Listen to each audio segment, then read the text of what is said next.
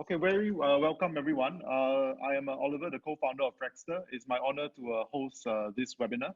So Frexter is a blockchain-enabled platform that allows investors to co-invest in real estate projects and funds. We provide investors access to the global real estate market through digitized securities offered on our platform to provide our investors with a hassle-free investment process. Minimum investment quantum can start from as low as 20,000 Singapore dollars. Unfortunately, we are only allowed to onboard accredited investors and institutional investors at the moment. Okay, just a quick disclaimer. The webinar is provided for investor education purposes only and should not be misconstrued as an offer of investment or financial and legal advice. You are required to do your own due diligence before making any investment. So I'd like to take this opportunity to introduce the key personnel in Frexter. Rachel Teo is our co-founder and she's an executive director of the company.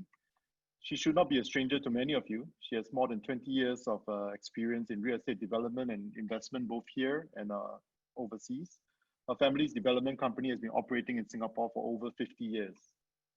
For those that don't know me, I'm the CEO of the company. I have more than 10 years of experience in family office, real estate investment and asset management, primarily focused on Singapore commercial real estate market. Joyce Ng is our COO. She's an ex-banker in OCBC and SMBC, performing roles in credit risk and later corporate relationship management. She's in charge of our operations and compliance at Frexter. Marcelo is our CTO. He has many years of experience developing IT solutions for financial institutions such as Barclays Investment Bank and National Australian Bank. He's also a co-founder of Maecenas, which is a pioneer in the asset tokenization space.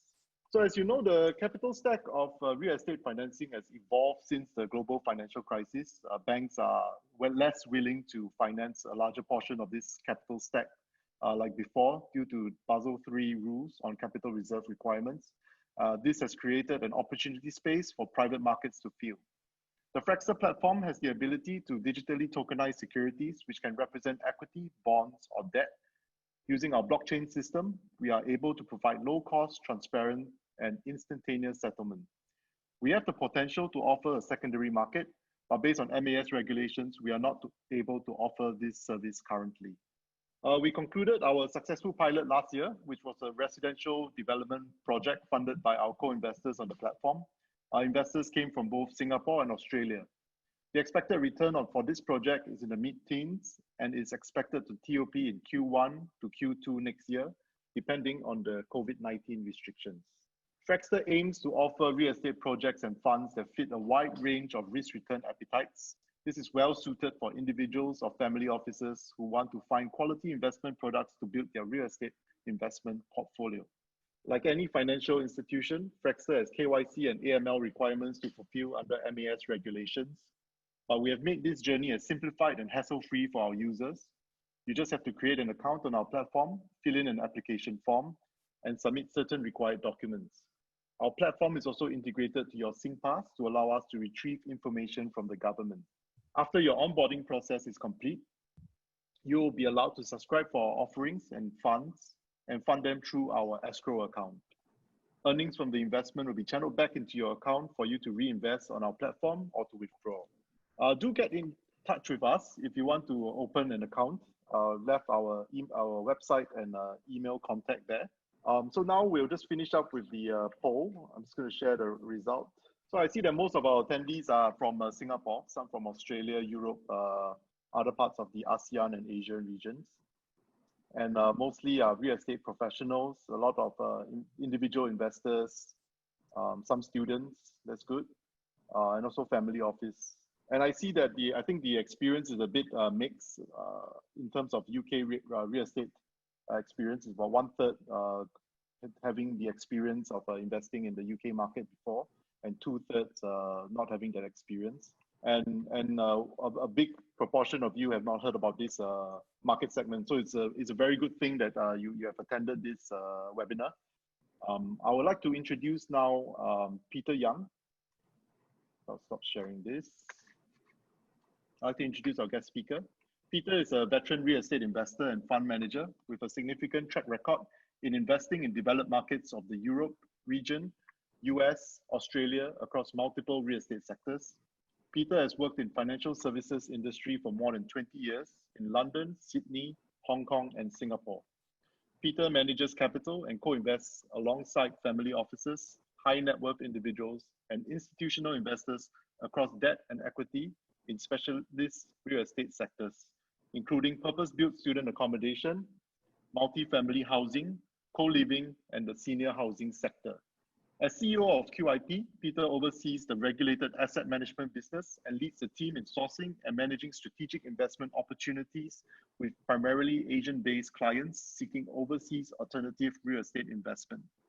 Peter is also a fellow of the Institute of Chartered Accountants in Australia and has degrees in commerce and law. I would now like to invite Peter to talk to us about his company, QIP, and the UK Purpose-Built Student Accommodation market. Peter, please. That's great. Thank you, Oliver. Hello, everyone, and good afternoon. I hope everyone is having a good week and staying well. My name is Peter Young, as Oliver said. I'm the CEO and co-founder of Q Investment Partners. My colleague, Alex Bellingham, and Cheryl Y is also on the webinar by way of introduction as well. Alex leads the sales team for the business. And Cheryl supports Alex in that regard. And in fact, Cheryl has worked extremely hard with the Fraxter team to put this webinar together today. So thank you, Cheryl. In today's session, we will cover UK purpose-built student accommodation as an investment sector. And our discussion, of course, of investing in UK education sector will also cover CB19 and in the context of the new norm of investing. Practically, and with many investors in mind, we will also go through an investment case study of a property in Greater London. And the aim of this session is to give everyone a perspective as to why many private investors have already been seeking to gain access into investing in student housing, which until very recently has been limited to institutional investors. By way of brief background, please allow me to introduce ourselves and Q Investment Partners. QIP, we are a private equity business with a global client reach, and mostly we source and invest in projects in tier 1 jurisdictions, including the UK, the US, Australia, and Germany. For us, the reasons we focus on the tier 1 market is to seek diversification away from the local real estate market and to invest in markets that we have experience, expertise, and execution capability. Real estate is very much a local business, and the relationships that we have in the UK, US, and Australia, for example, is incredibly important to secure, manage, and execute the investment strategy in order to deliver investment returns. Insofar as our clients who we co-invest with, this fits into a number of categories. Private clients and high net worth individuals, families and professionalized family offices seeking alternative investments, as well as developers and real estate groups. Across these client base, there is usually a meeting of minds to access real estate outside the local markets, and with QIP investing alongside us. We also work with institutional investors and financial intermediaries, and usually this is for these investors to seek specialized and scalable access to real estate assets that we know well. Over the many years, our clients have come from Hong Kong, Singapore, Korea, the UK, and the UAE over many years of positive relationships, over multiple successful investments and reinvestments over the last 10 years, and they have been the bedrock of our investment and business partnerships. And as a business, we are a full-service real estate firm with core capabilities starting from start to end, from sourcing, diligencing, structuring, through to development, asset management, and investment exit. It is a fully integrated partnership that our clients join when they co-invest with us. Overlaying all this, very importantly, we are active real estate investors. In every project that we do, we typically invest around 10 to 15% of equity, and we co-invest the balance with our private and institutional clients.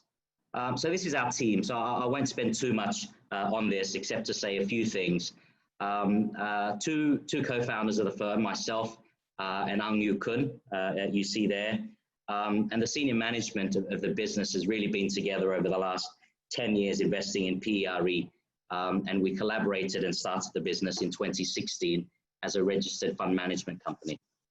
Over the last 2 years, we've brought on additional strategic partners that assist the business to give us strength in corporate governance, as well as bringing non-executives to the business that have expertise in asset class as well as real estate capital. Specifically, these include Craig Plain. Craig oversees our corporate governance aspects and was the ex-head of Mercer Asset Management in Singapore. Jeremy Yong, who was a co-founder of Croesus Retail Trust, who have been assisting us on the capital raise aspects. And to the left, you will see there John Kennedy. John is the founding father of UK Purpose-Built Student Accommodation. He co-founded GSA, and this was subsequently sold for in excess of £1 billion. And he brings non-executive strategic expertise specifically in UK PBSA. So that's really us. I wanted to just say a couple of things. And of course, you see there QIP and Fraxter, where we're working together on this and bringing this webinar and other business relationships. In working with Rachel Teo and the Hong Hao Group, Olivia Siar and the Fraxter team, we do so in sharing the same ambition to essentially achieve a few objectives. Providing access to quality real estate investments to the wider private clients. This essentially covers the mass affluent and high net worth individual market. As a unit, we see a large market gap in providing quality real estate investments in these two private client segments. And secondly, to access real estate investments effortlessly and efficiently, allowing private investors to develop their own real estate portfolio. We believe the current momentum for real estate to be an investment asset class that can be done by a click of your phone from your e-wallet with a straight-through clearing and registration process is very much here already. But perhaps over and above this, access and efficiency of investing that private clients have already started the journey is for private investors to invest in such a way where its investment partners are aligned and invest with other familiar investors that are within an established private client network. So in a way, when we look at our attendees in this seminar, it's how we wish to invest in real estate with our clients and familiar networks. CB19, I think we cannot be thinking about investments without some lens on CB19 and post-CB19 aspects. So as a business, we have found, looking at the 3 R's here, responding, reimagining, and resilient to be key concepts that drive our business. As a business, we've had to respond and protect our people and assets in light of CB19. We've had to create resilient business plans and change management systems in order to adapt to these new changes, and finally to reimagine the new norms and the new opportunities. So in light of what we want to speak about today in UK Purpose-Built Student Accommodation, we stick to the norm of investing in real estate markets in this vein, as well as in markets that we have experience, expertise, and execution. And linking all that in, of course, is from an investor standpoint. This is a rather busy slide, but what we're saying here ultimately is that post CB19, you will need to continue to invest and invest in such a way that factors short-term objectives right through to medium and long-term. Real estate, we believe, remains an integral part of a balanced and diversified portfolio, pre-CB19 and certainly post-CB19. And our goal as a business with Fraxter is to maximize opportunities in all market conditions. So ultimately, the question that we're posing to our clients is how are they going to be responding to these challenges and opportunities across the short-term, medium-term, and long-term. And as you can see there, without going through each one, we believe these are some of the key considerations that will be relevant for your investment response in a post-CB19 world. So practically, what does that mean? And this slide, we wanted to sort of illustrate very much a pick and mix strategy. So in light of what we've said, that real estate is very much going to be an efficient investment asset class, done in a very transparent and efficient manner. At QIP, we look at 3 country markets, being the UK, the US, and Australia, that we're actively pursuing. We're looking at that in the living sector, across student housing, right through to senior living, Many of you will be familiar with co-living in Singapore as well as multifamily. So across this needs-based sector in tier 1 markets, we also look at things across debt and equity. And as Oliver mentioned before, across the real estate life cycle, with QIP, there is a pick and mix strategy. And today we will be talking about UK student housing in the equity basket. So turning to UK Purpose-Built Student Accommodation, I'm heartened to look at that survey that there's a mix of attendees with varied understanding of the sector. Keeping it simple, purpose-built student accommodation is essentially an en-bloc building that is purely created for rent through a single ownership. And as the term suggests, it's purpose-built specifically for students to house in UK universities. It is purpose-built. It is designed specifically for students. And later on in the slides, we'll talk about the different options that students have in one of the properties that we'll use as a case study in London. And typically, that is halls of residence or private accommodation, which students have to secure on their own, or the alternative is this purpose-built student accommodation, which you can see from some of the visuals is purpose-built. It's for students. It has facilities. It's secured. Has on-site management. So it comes with it the quality of accommodation and security of accommodation that has come about over the last 20 years in the UK. So I take it for those that have heard of student housing or that have certainly invested in student housing will be familiar with some of these names, and we don't have to go too far with several of those names being Singaporean institutional investors. We have been in the student housing sector for over 10 years as a team. The sector has probably garnered popularity over the last 15, 20 years, and it's now a $17 billion industry in 2018. And names such as GIC and Mapletree, and of course Temasek, have over the last 5-10 years have invested serially in the sector. So part of the rationale is accessing this sector, which is typically just made available to institutions. Now this is being made available to private clients. The student housing market in the UK is very, very deep. Student housing has over 77 student markets with a number of different universities typically in that single market.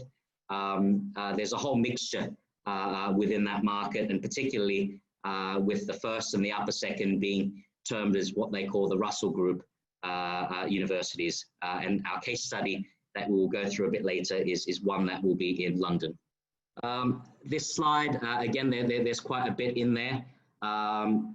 It purports to essentially say that, certainly our experience in the sector over the last 10 years, having seen through the financial crisis, having seen through the introduction of compulsory fees when that was introduced in 2009 in the UK, and of course CB19, it's a sector that we've experienced it to be very, very stable in various market cycles. The UK, as many of you probably know, and many of you may have studied in the UK or children studying in the UK, it is a tier 1 country market with a deep student market base, and one that over the last 10-15 years has seen resilient rental growth. So we like the sector, and specifically we'll be discussing exactly how we can tap into the sector with a particular business model, which we'll explain. And this business model is exactly what's depicted on this slide. I mean, just as an aside, many of you may have heard student housing, and many of you may in fact have invested in the different models of student housing. The thing to capture in this slide is that what we are looking to do in student housing is to essentially buy a site that has planning consent to develop that typically over a 12 to 18 month period in order to secure a rental building to operate and stabilize, and essentially look at selling that. And then that buy, develop, operate, stabilize and sell is something that QIP have done over the last 10 years with particular track record and importantly, it's the very asset class that gets exited to institutional investors like GIC and Mapletree. Looking at our track record, again, it's a busy slide. The two projects to the right there, by way of example, it is a typical investment model of what we've done in student housing. The first being in Oxford, where we bought and developed a 112 bed scheme that catered for Oxford Brooks. It's typically leveraged at a low level of about 50 to 60%. And then that buy, develop, operate, and exit was achieved over a 3 to 4 year period in what we did in Oxford as well as Cardiff. That's our typical investment strategy. The investments that we make available to private clients reflect that. And to the left is a listing of what we've done as a team in the past before and projects that we're looking at currently, building a portfolio of about 2,500 beds in the UK. Again, this is a different depiction of what we've done as a team and our partners. And you see there, not by coincidence, the projects and the markets that we look at are typically where there are Russell Group universities and in first-tier markets. In markets that you see that are not in the first tier, typically there's been a strategic reason to carry that out, whether that is location-centric or supported by university lettings. Okay, let's get to the case study then. This is the essence of pulling out the explanation of student housing. So Egham. Egham is a town southeast of England, which is about 40 minutes away from central London. It is located in between Windsor and Heathrow. And Egham, for those that are not familiar with Egham, it has a very strong education influence, including both in secondary schools as well as tertiary. And it's located within one of the boroughs in the county of Surrey. As I mentioned before, Egham has a historically strong education influence. Its location is synonymous with the Magna Carta. The Magna Carta, again, many of you may be familiar, essentially, arguably, probably the best British export ever. I mean, essentially, that is a legal charter that has been adopted by many other common law countries and the rule of law. Egham is famous for that, but that has continued on, and as far as the student accommodation market, the secondary and tertiary education market is particularly strong in Egham. Location-wise, again, this is just a very quick snapshot. The address is 40 High Street, and for those familiar in the UK, High Street, of course, is the name of a street, but also is typically the main thoroughfare in a particular town or city, which is where the main city is. As you see there, it's 40 minutes away from central London. It's 14 minutes away from Windsor and fairly close access to Heathrow. And the main servicing and the main tertiary education that it services is Royal Holloway University.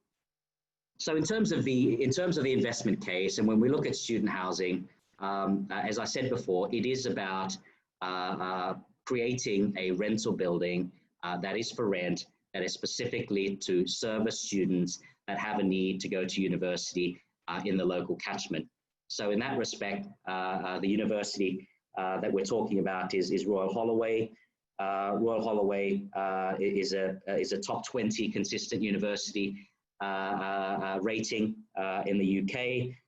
It is the major Russell Group university that is just outside the outskirts of London.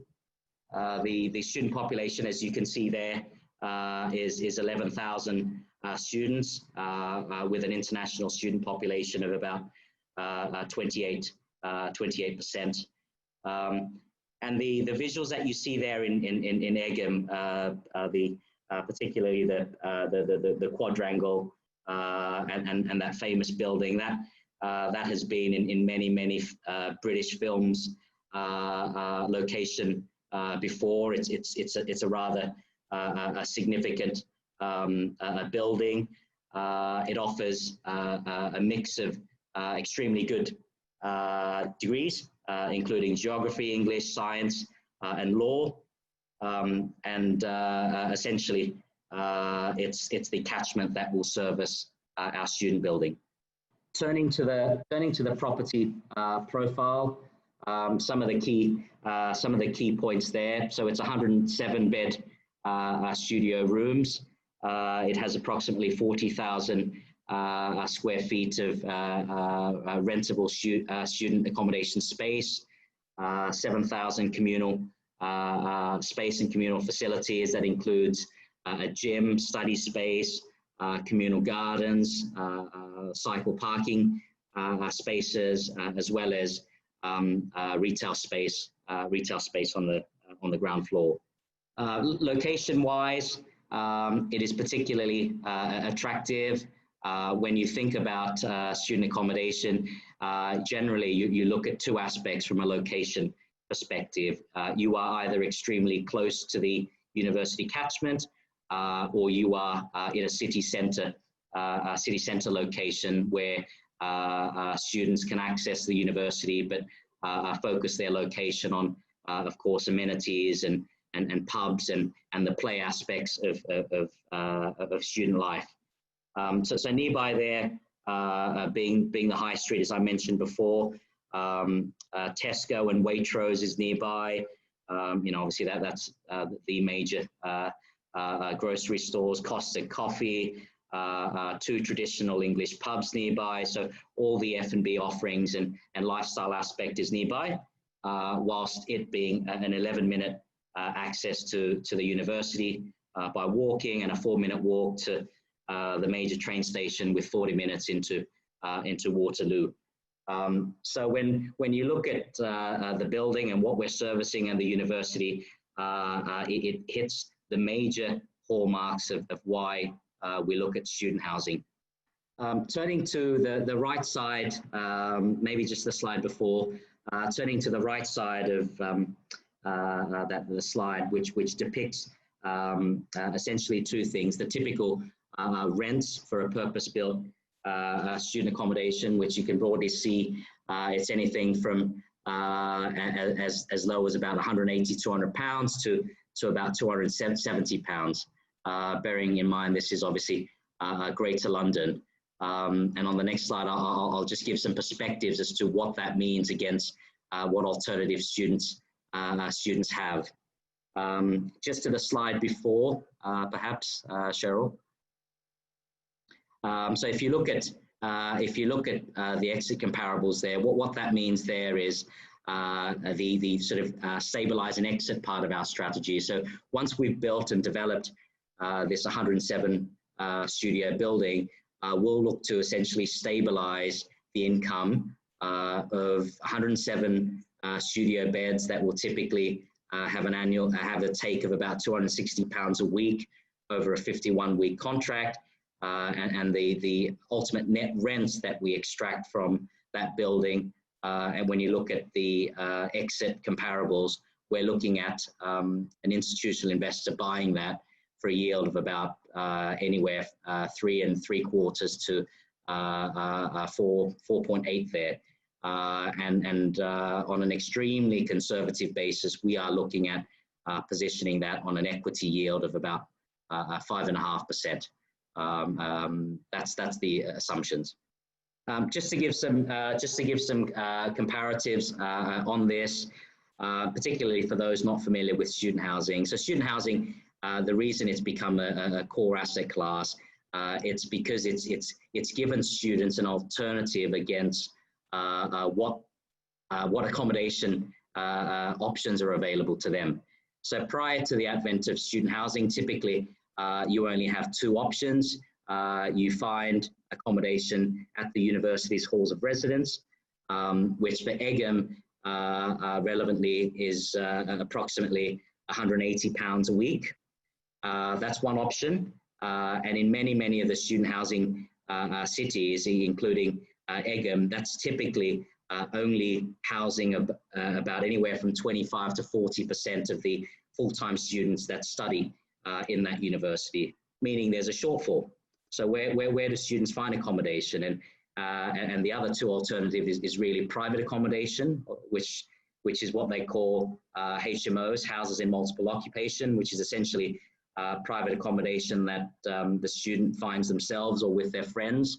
That is a long lease without utility bills, that needs typically credit track history and utility bills, etc., unsecured, at about £150 a week.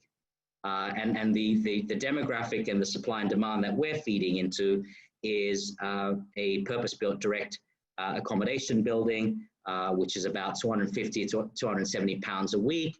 That is significantly better in quality, significantly better in security, that has communal facilities that give it that product where ultimately over the last 10 years, that's filled the vacuum of a lot of student housing shortfalls. And in Egham in particular, currently only 50% is supported by halls of residence in Egham. So this is the project. Again, a very busy slide, pulling it all together. So this is about, as I mentioned, we're going to buy a piece of land. We're going to develop it with our local partner. We're operating that and stabilizing that over a 12-month period to achieve 97% occupancy. That's a very precise number. Essentially, we fully expect to find 107 student human beings to live in our building on a 51-week contract. So 51 on 52 is 97%. And then, as I said before, we would look to exit the building that will deliver approximately £270 a week of income from 107 students, essentially. And the below is the more detailed numbers of the project, just by way of illustration. I don't plan to go through that in detail. And to the right is the business plan of what we're planning to do to essentially buy the land in the latter part of the year, commence construction, and then deliver the project and the returns over a 3 to 4 year term, like we've done in the past before. Lastly, so this is coming to the end, and of course, to the risk factors. So that the next couple of slides, again, is for reference and a closer read for our readers. So I don't plan to go through that in detail, except to say that, of course, in the world that we live in, and real estate being a local business, we are the partners that ultimately execute the investment strategy. So the risk factors that you see there are the key things that we look at when we buy, develop, operate, and sell. And then, of course, CV19. These are other key additional risk management considerations that we see as relevant in light of the new world that we live in.